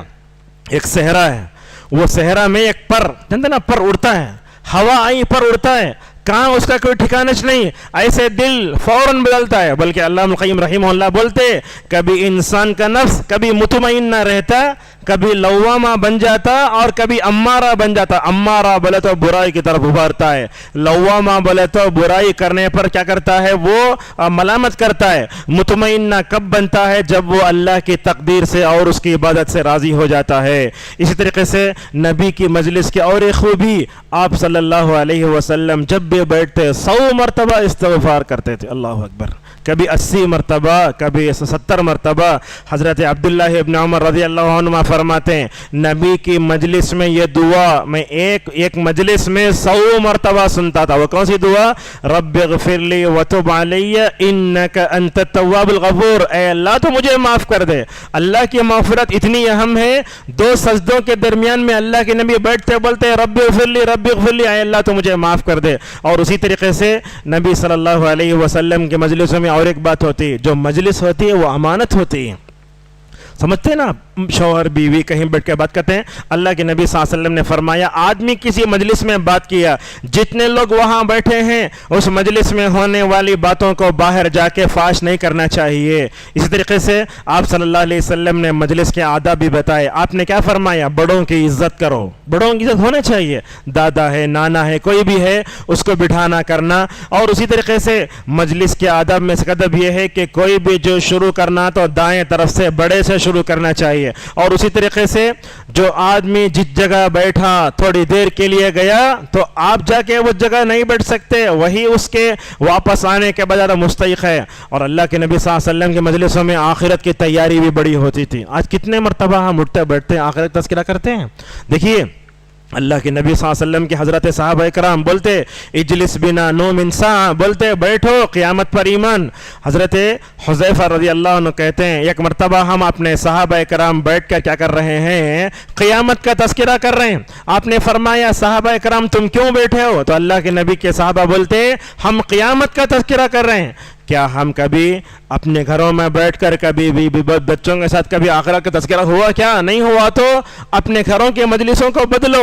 آپ نے اس موقع پر ان صحابہ سے فرمایا دیکھو صحابہ اکرام تم قیامت کو یاد کرنے بیٹھے ہو نا، ذرا یہ تصور کرو اس وقت تک قیامت نہیں آئے گی جب تک کہ قیامت کی 10 بڑی علامتیں مکمل طور پر آ جائیں۔ اور ایک بات بھی ہے، جس مجلس میں اللہ کا ذکر نہیں ہوتا، جس مجلس میں رسول اللہ صلی اللہ علیہ وسلم کا ذکر نہیں ہوتا، ایسی مجلس قیامت کے دن حسرت بن کر آئیں گی۔ اور اسی طریقے سے مجلسوں میں غیبت، چغلخوری، دوسروں کی عزت سے کھیلنا نہیں ہونا چاہیے۔ آج ہم دیکھتے ہیں ہم لوگ کبھی مسجد کے ذمہ داروں کے بارے میں، کبھی علماء کے بارے میں بیٹھ کر خطبہ ہو جا رہا ہے، خطبے کے بعد بیٹھ کر امام کے بارے میں، خطبے کے بارے میں وہ نہیں بولنا تھا، وہ بولنا تھا، ایسا بولے ویسا بولے۔ یہ غلط مجلسیں ہوتی ہیں تو کیا ہوتا ہے، اس سے دلوں میں کدورتیں اور عداوتیں پیدا ہوتی ہیں۔ حضرت کعب بن مالک رضی اللہ عنہ کسی وجہ سے وہ غزوہ تبوک میں نہیں جا سکے، اللہ کے نبی پورے صحابہ کے ساتھ عین گرمی میں 750 کلومیٹر کی دوری کا فاصلہ کر تبوک پہنچ گئے۔ آپ نے وہاں پہنچنے کے بعد پوچھا کعب نظر نہیں آ رہی نا؟ ایک آدمی اٹھ کے بولا بڑا تکبر آ گیا اسے، ہمیں ہوتے تو سن لے خاموش ہو جاتے. حضرت صحابہ کرام ویسے نہیں تھے. اگر کسی کی عزت پر آنچ آتی اس کا ڈیفنس کرنا اگر وہ غلط ہے تو آپ کی ذمہ داری ہے. حضرت کعب بن مالک رضی اللہ عنہ کی طرف سے ڈیفنس کرنے والے حضرت معاذ بن جبل رضی اللہ عنہ کہنے لگے یا رسول اللہ میرے بڑے اچھے تعلقات ہیں معاذ بن جبل سے، میں نے ان کی زندگی میں ہمیشہ خیر ہی پایا، لہٰذا کسی کی عزت سے کھیلنا نہیں چاہیے. اور اسی طریقے سے یہ بات بھی یاد رکھیں، آپ کو بتاتے ہیں وہ بات یہ ہے کہ آدمی جب اکیلا ہوتا ہے تب وہ نیکی کرتا ہے، وہ نیکی زیادہ اچھی ہوتی ہے. لوگوں کے سامنے جو نیکی ہوتی ہے وہ نیکی میں دکھاوا بھی آ سکتا ہے. یہ دیکھیے عبداللہ بن مبارک رحمہ اللہ ہمیشہ اکیلے رہتے. لوگ جا کے پوچھتے کیا اکیلے بیٹھے ہیں آپ، بیزار نہیں ہوتے کیا؟ ماشاءاللہ کیا جواب دیتے، یہ تو سونے کے پانی سے لکھنے کے قابل ہے. بولتے میں کیسے وحشت محسوس کروں جبکہ نبی کی سیرت میرے پاس ہے. اللہ اکبر. اور بولتے نبی کے صحابہ کی سیرت میرے پاس موجود ہے، یہ دونوں رکھتے ہوئے دنیا کا کوسا مومن وحشت محسوس کر سکتا ہے. یہ دیکھیے. اور اسی طریقے سے ہمیں صحابہ کے مجلس میں علم بھی تھا، عمل بھی تھا، تقوی بھی تھا. کہاں کہاں گئے؟ مدینے میں نہیں، بصرہ میں، پورے دنیا گھوم کر جہاں جہاں گئے ماشاءاللہ علم کا دریا بہایا حضرات صحابہ اکرام نے. کبھی ایسا ہوتا تھا مکے میں بیٹھ کر عبداللہ ابن عباس رضی اللہ عنہما پڑھاتے تو ان کے پاس ایک آدمی بیٹھتا تھا، اور یہ مالک رحمہ اللہ جب حدیث پڑھاتے تو کیا حال ہوتا دیکھیے ماشاءاللہ. کہاں بیٹھتے تھے؟ دائیں طرف میں حضرت عائشہ کا کمرہ، بائیں طرف میں نبی کا ممبر، ماشاءاللہ دونوں کے درمیان حصے کو بولتے ریاض الجنہ. وہاں بیٹھ کر پڑھاتے. کیسے پڑھاتے معلوم؟ جب حدیث پڑھانا ہوتا غسل فرماتے، اچھے کپڑے پہن کر آتے. امام شافعی رحمہ اللہ ان کے مجلس میں 13 یا 16 سال رہے. بولتے امام مالک کی مجلس میں جب ایسا ہوتا، امام مالک کا تو ایسا ڈر اور ہیبت ہوتا کون بھی ان کی آنکھوں سے آنکھ ملا کر بات نہیں کر سکتے تھے. اور امام مالک رحمہ اللہ کے مجلس میں ڈر ایسے ہوتا تھا. بولے شافعی رحمہ اللہ کئی مرتبہ پانی پینے کی ضرورت پڑی مجھے، مگر ایسا ڈر امام مالک کا ایک مرتبہ ان کے سامنے پانی نہیں پی سکا میں. اور موطا ان کے سامنے رکھی رہتی تھی، ورق الٹاتے، ہمیں قرآن کے اوراق بھی الٹتے، حدیث کے اوراق بھی الٹتے. ایسا لگا کہ ایسا الٹتے زور زور سے، موطا حدیث کی جو کتاب ان کے سامنے رکھی ہوئی تھی ایک ورق کے الٹنے کی آواز بھی امام مالک کے کان میں نہیں پہنچتی تھی. یہ تھا ادب رسول اللہ صلی اللہ علیہ. اور یہ دیکھو امام احمد رحمہ اللہ پڑھاتے. عجب تعجب کریں گے آپ، میری یہ مائک ہے، خواتین میں آواز پہنچ رہی ہے. اس زمانے میں مائک نہیں تھی. امام احمد رحمہ اللہ حدیث پڑھاتے، 5000 لوگ ان کے درس حدیث میں شریک ہوتے تھے. کتنے لوگ؟ 5000. 500 آدمیوں کے پاس پین ہوتا، لکھتے، ورنہ تو 4500 لوگ امام احمد رحمہ اللہ کی مجلس حدیث میں دیکھنے جاتے. امام احمد کی مجلس میں رسول اللہ کی حدیث کا کس قدر اہتمام ہوتا ہے. یا ایوب سختیانی رحمہ اللہ جب قال رسول اللہ صلی اللہ علیہ وسلم کہتے تو ڈر کی آنکھوں سے آنسو آ جاتے تھے. ایک بھی دیکھتے ہیں آپ، درس ہو رہا ہے، ایک آدمی موبائل میں کھیل رہا ہے. کیسے تھے عبد الرحمن ابن مہدی رحمہ اللہ حدیث پڑھاتے. ایک آدمی کیا کیا، شاگرد ان کا ذرا قلم تراش آتا نا جیسے شارپنر چھلا، وہ حدیث پڑھاتے وقت اتنا کیا بول کے ایسا غصہ آیا، چپل پہن کے سیدھے مجلس سے نکل کے باہر چلے گئے.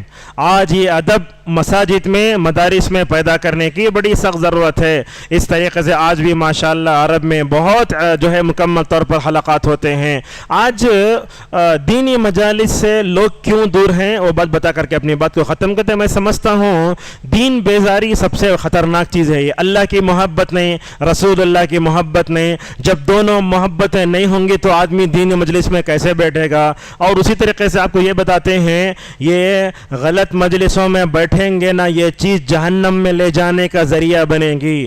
جنتی جہنمیوں سے مکالمہ ہے سورہ مدثر میں، تمہیں کیوں جہنم میں گئے؟ انہوں بولتے ہم نماز نہیں پڑھتے تھے. دوسرا ہے وَكُنَّا نَخُوضُ مَعَ الْخَائِضِينَ، بیکار کے گپ شپ کر کو باتاں کرتے تھے اس لیے جہنم میں چلے گئے. اور اسی طریقے سے آج دیکھتے ہیں ہماری مجلسوں میں قرآن کا مذاق بھی ہو رہا ہے، نبی کا مذاق بھی ہو رہا ہے، حدیث کا مذاق بھی ہو رہا ہے. کیسے کیسے مذاق ہو رہا ہے؟ ایک آدمی داڑھی ہے، کیا تمہاری داڑھی اتنی لمبی کاٹ ڈالو نا. اگر کوئی عورت برقع پردہ پہنتی ہے تو کیا یہ پردہ؟ تو یہ داڑھی کا مذاق، اس کا مذاق، نبی کی احادیث کا مذاق نہیں کرنا چاہیے. اور اسی طریقے سے ہمارے جو ہے مطلب مجالس میں چغل خوری ہوتی ہے، غیبت سے، عزت سے کھیلا جا رہا ہے. دیکھیے ہمارا ذوق کتنا خراب ہے. اگر کسی آدمی کے بارے میں اچھا ہی بولا تو لوگ سننے تیار نہیں، اگر غیبت بولا تو بولو کیا ہو. دیکھو کتنا خطرناک ہے ہمارا ذوق. کسی کی نیکی سنو، یہ مجالس میں ہونے والی غیبت کو مکمل طور پر نہیں سنو، اور لا یعنی باتوں سے جہاں تک ہو سکے دور رہنا چاہیے. جیسے دیکھتے ہیں لوگ، فلم آتی ہے، فلمی ستاروں کے بارے میں بات کرتے ہیں، میچ ہوئی تو ہاٹ اسٹار رکھ لے کر بیٹھ جاتے ہیں، بس نماز ہو رہی ہے اس میں مشغول ہیں. دیکھیے یہ فلمی ستاروں کے بارے میں بات کرنا، کھلاڑیوں کے بارے میں بات کرنا، اس کا مطلب یہ ہوا کہ آپ ظاہری طور پر اچھے دکھ رہے ہیں، اندر کے گندے ہیں آپ. اسی لیے ابن عثیمین رحمہ اللہ نے بڑی اچھی بات بتائی. کیا کہا؟ بری باتیں برے لوگوں کے لیے ہوتی ہیں، اچھی باتیں اچھے لوگوں کے لیے ہوتی ہیں. آدمی جب اچھا ہے نا، کیا کرنا انہیں؟ نبی کے بارے میں سننا، صحابہ کے بارے میں سننا، علماء کے بارے میں بات کرنا. اگر آپ فلمی ستاروں، کھلاڑیوں کے بارے میں بات کرتے ہیں تو اس کا مطلب یہ ہے کہ آپ نبی کی سیرت سے بیزار ہیں، صحابہ کی سیرت سے بیزار ہیں. اور ایک بات یہ اچھی بتائی، آپ دیکھتے ہیں غیر مسلموں کو کتا پالتے ہیں، کوئی بھی مسلمان کتا نہیں پالتا جس کے اندر ایمان ہے. کہا اس کے اندر جو خباثت ہے، خباثت رکھنے والے جانور کو پسند کر رہا ہے. اس طریقے سے مسلمان کا ذوق اچھا ہونا چاہیے. اور اسی طریقے سے ہمیں میوزک سے جہاں تک ہو سکے دور رہنے کی بڑی سخت ضرورت ہے. یہ میوزک اتنی خطرناک ہے. اللہ القیم رحمہ اللہ بولتے یہ میوزک، موسیقی اقوام سابقہ کو ہلاک کری، آج امت مسلمہ کو بھی ہلاک کر رہی ہے. آج ہمارے نوجوانوں کی مجلسیں بھی بڑی خطرناک ہوتی ہیں. ان کی گفتگو، ان کے بات کرنے کا انداز، یہ بیڑی، سگریٹ اور گٹکا، پان، یہ سب جو ہوتا ہے نا ہر جگہ ہوتے رہتا ہے. اور عورتوں کی مجلسیں بھی کم نہیں ہیں. اگر کسی شادی مجلس جمع ہو گئی، یہ کپڑا کتنے خریدے، یہ ہوا وہ ہوا، سال بھر کی پوری غیبت، یا تو عید میں یا نہیں تو شادی محل میں. اس طریقے سے عورتوں کی مجلسیں جو ہوتی ہیں اس میں گفتگو جو ہوتی ہے، اللہ معاف کرے، بڑی خطرناک ہوتی ہیں. اور ہمارے گھر میں ماحول ایسے ہونا، صبح میں قرآن کی آیت پڑھ کے درس دو، شام حدیث پڑھ کے درس دو، سیرت مکمل طور پر کرو. اور اسی طریقے سے ہمارے لوگوں کو دیکھتے ہیں کہ کافروں کے ساتھ بھی بیٹھ کر ہمارا ایمان غارت ہو رہا ہے. حسن بصری رحمہ اللہ جب وعظ بیان کرتے، کیا ہوتا، یہ پورا مارکیٹ بند ہو جاتا بصرے کا. لوگ پوچھتے کیا اسٹرائک تو نہیں ہے؟ بولتے اسٹرائک نہیں ہے، حسن بصری رحمہ اللہ درس دے رہے ہیں، اس لیے ماشاءاللہ سب لوگ ان کے اس میں چلے جا رہے ہیں. لہٰذا مزے لے کے سننا، اس کے پیچھے بھاگنا صحیح نہیں ہے. گھروں میں ماحول مکمل طور پر صحیح کریں. خلاصہ یہ ہے، ہمیں بدعتیوں کی محفل سے بھی دور رہنا چاہیے. آج کل ہم دیکھتے ہیں کچھ سلفی بھائی یوٹیوب میں جا کے بدعتی علماء کے بیانات سنتے ہیں. انہیں کیا بولتا رہنا دیکھیں گے، کیا بولتا رہنا دیکھیں گے، وہ نہیں ہے. کہاں تو بھی وہ بدعتی کی کوئی تھی بات اگر آپ کے دل میں جگہ پکڑی تو گیا آپ. اسی لیے ایوب سختیانی رحمہ اللہ اپنے بچوں کو نکلتے بولتے بیٹو کان میں انگلی رکھ لو، بدعتی کی کوئی بھی بات آپ کے کان میں پڑھ کے آپ کو مکمل طور بگاڑ سکتی ہے. کون سا زمانہ؟ تبع تابعین کا زمانہ.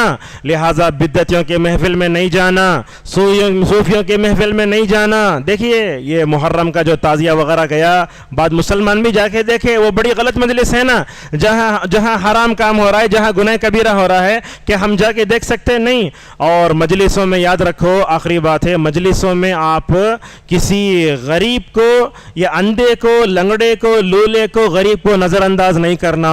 اللہ تعالیٰ نے ادب سکھایا رسول اللہ صلی اللہ علیہ وسلم کو. کیسے؟ ایک اللہ کے نبی بیٹھے ہیں، آخری بات ہے، اللہ کے نبی بیٹھے ہیں، ایک طرف کفار مکہ بیٹھے ہیں، دوسری طرف ایک نابینا صحابی جو رسول اللہ صلی اللہ علیہ وسلم کے زمانے میں مؤذن تھے، عبداللہ بن ام مکتوم نام ان کا. نبی سے آ کر بولتے ہیں یا رسول اللہ، اللہ تعالیٰ نے آپ کو جو علم دیا ہے وہ علم مجھے دیجئے، اللہ نے آپ کو جو ہدایت کی باتیں سکھائی وہ مجھے سکھائیے. اللہ کے نبی صلی اللہ علیہ وسلم کیا سوچے، اگر میں ان کفار مکہ کو اگر اسلام کی طرف بلاؤں، یہ ایمان لائیں گے تو کیا ہوگا، شان و شوکت بڑھے گی، مسلمانوں میں مکے میں جو ہے قوت بڑھے گی. اللہ کے نبی صلی اللہ علیہ وسلم ان کو کیا بھی نہیں بولے، ذرا نظر انداز کر دے، نظر انداز کرے تو دیکھے نہیں.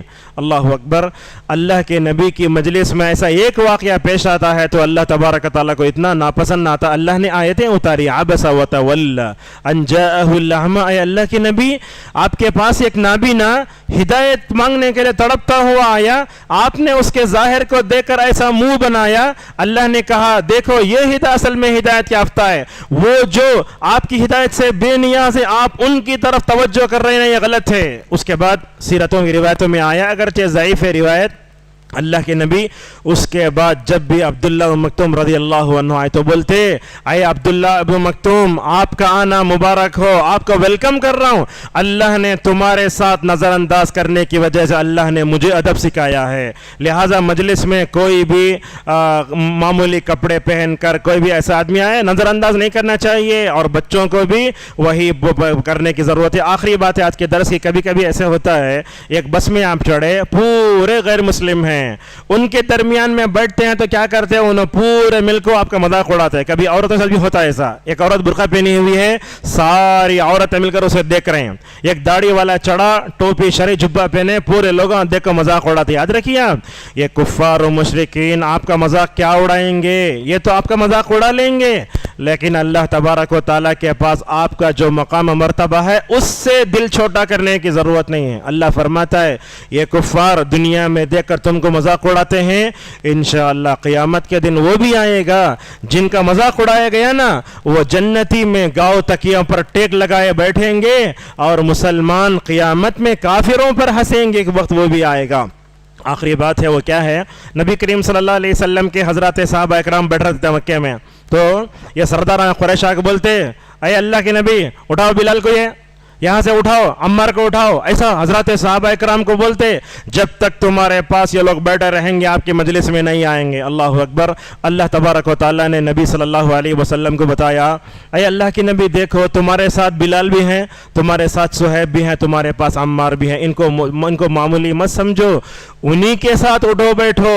یہ کافروں کی وجہ سے ان کو اپنے مجلس سے دھتکارنا بھی نہیں چاہیے. اللہ تبارک و تعالیٰ نے مکمل طور پر ان کی طرف سے دفاع فرمایا. پورا خلاصہ یہ ہے, مجلس سب سے اچھی وہ ہے جس میں خیر ہوتا ہے اور اسی طریقے سے اس میں بھلائی کی بات ہوتی ہے. نبی کی مجلس جیسے ہوتی تھی ویسے ہی ہماری ہر مجلس ہونا چاہیے. آخری بات ہے, مجلس جہاں کہیں بھی ہو, یہاں نہیں, کہاں بھی آپ بیٹھے رہیں, 2 آدمی 3 آدمی جب اٹھیں کفار مجلس کی دعا پڑھ کے اٹھیں, سبحانک اللہم و بحمدک اشہد ان لا الہ الا انت استغفرک و اتوب الیک. میں اپنا تجربہ بتاتا ہوں, جب بھی سے کسی گھنٹی میں پڑھانے جاتا ہوں, اگر پیریڈ ختم ہو گئی تو وہ دعا پڑھ کے ہی اٹھتا ہوں. پتہ نہیں گھنٹی کے درمیان میں ہم نے کس کی غیبت کی, کیا ہوا, اس کا فائدہ ماشاءاللہ کیا ہوتا معلوم ہے, طلبہ پر اس کا اچھا اثر ہوتا ہے. اگر چھوٹے بچوں کو بتا دیا جائے دیکھو ہر کلاس ختم ہوتے ہی دعا پڑھ لو, اس مجلس میں دو بھی لغو باتیں بیکار کیا کیا ہوا, ماشاءاللہ اللہ تبارک و تعالی